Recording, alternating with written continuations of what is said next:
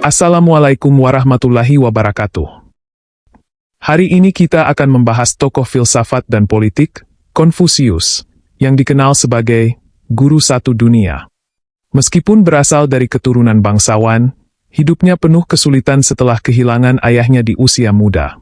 Ia bekerja keras dan belajar dengan tekun, bahkan membuka sekolah pada usia 20 tahun untuk mengajarkan berbagai kalangan.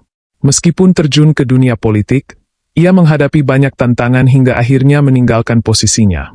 Konfusius mengembara bersama murid-muridnya, mengalami banyak kesedihan, termasuk kehilangan keluarga dan murid. Ia meninggal di tempat kelahirannya, namun pemikirannya tentang etika politik tetap berpengaruh hingga kini. Pemikirannya menekankan pentingnya harmoni sosial dan hubungan antar manusia dalam konteks politik. Berikut adalah gagasan utama Konfusius tentang etika politik. Asumsi dasar dalam pemikiran Konfusius. 1. Manusia pada dasarnya baik. Menurut Konfusius, manusia pada dasarnya baik, dapat diajari, ditingkatkan, dan disempurnakan secara pribadi maupun sosial. Jika seseorang tidak baik, itu berarti ia telah melenceng dari fitrah kemanusiaannya. Kondisi ini pasti menggelisahkan karena perilaku buruk selalu membawa ketidaknyamanan. 2. Moralitas sebagai landasan tata dunia. Konfusius berpendapat bahwa moralitas adalah landasan utama tertib hidup. Jika moral masyarakat rusak, tidak hanya manusia yang terdampak, tetapi alam juga akan kehilangan harmoninya. Kerusakan moral manusia dapat memicu bencana alam, perang, dan musibah lainnya. Oleh karena itu, kerusakan lingkungan dan ketidakseimbangan alam seringkali merupakan cerminan dari kondisi moral manusia. 3. Tidak perlu menunggu juru selamat.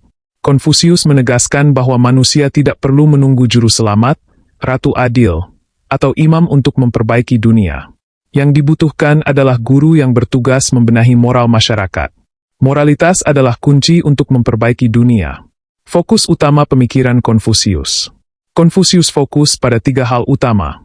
1. Memberadabkan diri dengan moral tinggi. 2. Mengembalikan hidup sosial yang tertib. 3. Merumuskan sistem sosial yang etis. Meskipun bicara tentang politik, corak moral sangat dominan dalam pemikirannya. Prinsip-prinsip etika politik menurut Konfusius. Konfusius menetapkan 4 target utama dalam kehidupan sosial: tertib, selaras, damai, dan bahagia. Berikut adalah prinsip-prinsip etika politik yang ia ajarkan. 1. D. Kebajikan. D adalah kekuatan moral yang dimiliki oleh seorang pemimpin, yang memungkinkannya memengaruhi orang lain secara positif. Pemimpin dengan memiliki otoritas moral tanpa perlu bergantung pada aturan ketat atau kekuatan militer.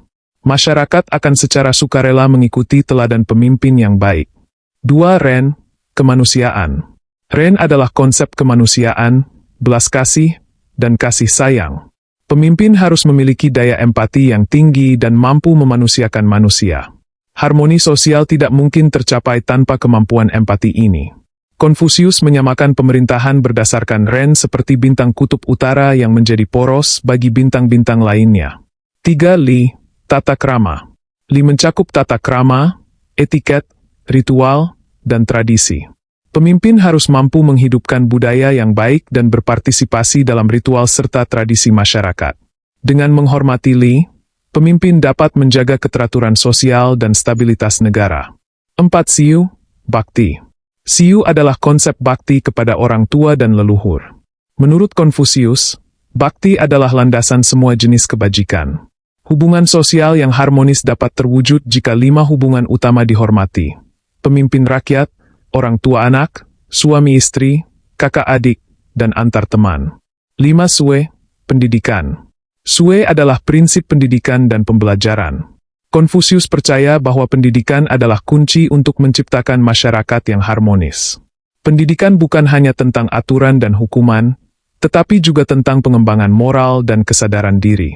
6. Jong, kesetiaan, dan Su, empati. Jong adalah prinsip kesetiaan, sedangkan Su adalah empati. Konfusius menekankan pentingnya kesetiaan dalam suka dan duka, serta kemampuan untuk memahami perspektif orang lain. Prinsip ini tercermin dalam pepatah, "Jangan lakukan pada orang lain apa yang kamu tidak ingin dilakukan pada dirimu." 7. Zhengming, penegakan nama dan peran. Setiap individu harus menyadari peran dan statusnya dalam masyarakat. Jika seseorang lupa perannya, kekacauan akan terjadi. Konfusius berkata, "Jangan khawatir jika engkau tidak memiliki posisi, tetapi khawatirlah tentang kelayakanmu untuk posisi tersebut." 8. Zhongzi versus Xiaoren. Orang unggul versus orang biasa. Konfusius membedakan antara orang unggul, Zhongzi, dan orang biasa, Xiaoren.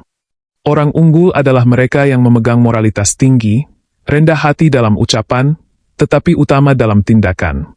Sebaliknya, orang biasa cenderung egois dan hanya mengejar kenyamanan pribadi. Refleksi tentang kemiskinan dan kekayaan.